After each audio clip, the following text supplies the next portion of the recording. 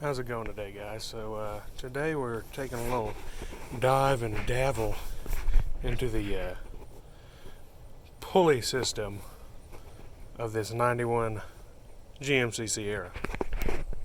So I'm changing the idler pulley because it's old and needed to be changed, and I'm having a little squeaking noise.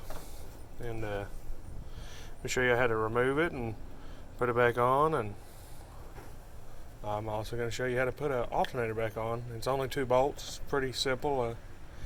Even a Neanderthalic person could do it. So to give more space, I removed the pretty little plastic shroud.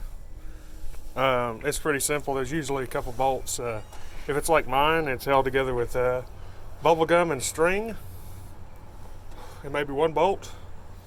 And then I undid the belt, which is you just stick your socket on there and turn it.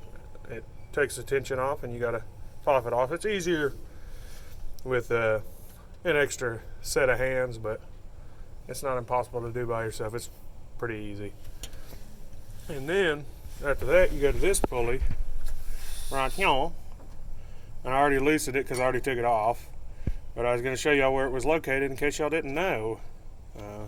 I would hope y'all would know if y'all own one of these vehicles, but if you didn't, that's where it is. It's got the little spacers on there. It took I want to say a 16.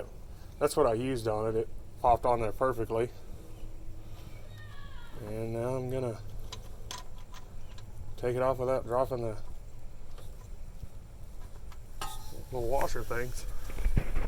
So after you remove it, it has these, one on the front, one on the back. And you have to add them, depending on which one you get, you have to add them into the new one, this is the new one.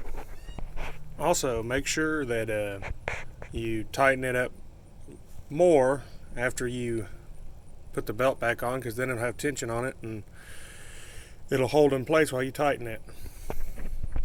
And now we'll talk about the alternator. So I removed it because it was making a squeaking noise. I was trying to figure it out, so I figured since I was getting a new pulley, I went and got a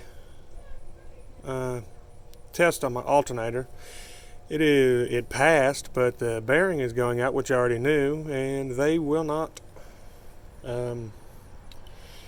give me a new one, even though I have a lifetime warranty, until it completely goes out.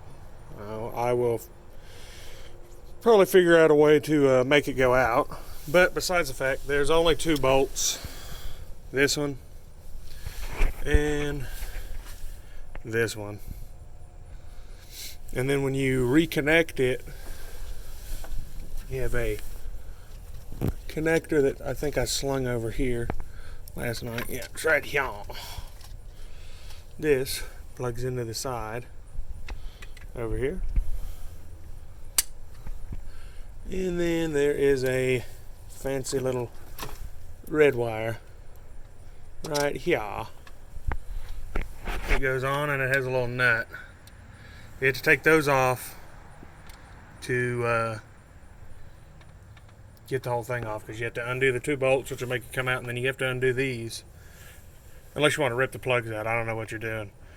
I mean, if you're into that sort of nonsense, then go for it. I forgot to mention too, I do not have a bracket. I have to get a different one, because this truck never had a bracket for the alternator. There's usually an alternator bracket that sits here and then it sticks to something back there, but I didn't have one. Okay. One thing I also do, which I don't know if it's just normal, is I disconnect the battery. I knew I was undoing a wire, so I wanted to undo the battery. And that's pretty simple too. Alright, now that I got the belt back on there, make sure you check all your grooves and make sure it's all sitting on all your pulleys good. And don't forget to make sure your bolts and everything are still tight. I don't have a compressor. That's why mine looks funky. If y'all are like, what the heck? Yeah, bypass pulley. It works pretty good when you don't really care about your AC, because it wasn't working in the first place. But anyways, I got to tighten that up, and I'll see if she'll crank up. Probably won't, but I'll see if she'll crank up. Well, after a little jump start from the old Yoda, pretty good. She squeaked a little bit when I started. That could be probably the alternator. And I don't drive this truck that much, so when it goes out, it goes out. I got a lifetime warranty.